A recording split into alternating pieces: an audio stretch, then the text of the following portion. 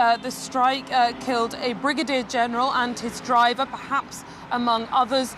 They were in a military vehicle east of Nabatea. Now, I can say that Nabatea is an area around which strikes centered very heavily yesterday, and also that new towns around Nabatea have been issued with fresh evacuation orders this morning. There have been 5 evacuation orders nationwide, 1 in the Bekaa region in the east, and then 4 in the area between the cities of Saida and Nabatea. I'd also like to add, because this is just in, that there's also been an Israeli strike just kilometers away, 3 kilometers away from Saida, in an area that was not, as of yet, the subject of any pre-existing evacuation order. So this is a very evolving story, but certainly, once again, we've heard the word ceasefire. That's not quite how it feels. Yeah, and the Lebanese army earlier this week denouncing what it called a pattern of deliberate strikes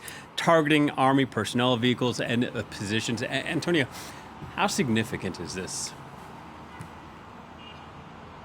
Well, as we've said many times, Israel are not officially at war with Lebanon or the Lebanese army. In theory, the two different armed forces have the shared aim of disarming Hezbollah. However, as you've said as well, this is not the first time that Lebanese army personnel have been killed. 30 have already been killed in this war. This is, of course, the first time that it's been anyone quite so high-ranking.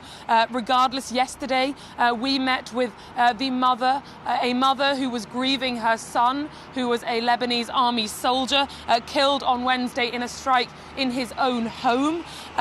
It's widely, basically, since the beginning of this war, the Israeli army have been pushing the Lebanese army to gradually abandon their positions in the south. They still have a presence in the south, but it's dwindling. There are fewer and fewer positions, and apparently the common parlance is that every time they are pushed out of their positions, they are described as being redeployed, but they don't use the language of an aggressor forcing them out. It's also important to mention the Lebanese army are poorly funded, ill-equipped.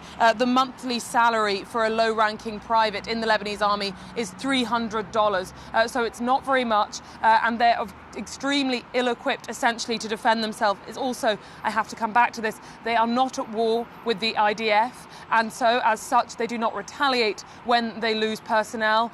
They use, for the first time, the language today in their communication was that they condemned brutal aggression, and that's extremely rare for them to be sort of raising the tone to that level. We'll have to see how they respond down the line to the fact that they have lost an extremely high-ranking officer here. All right, Antonia, thank you very much. Antonia Kerrigan reporting from Beirut.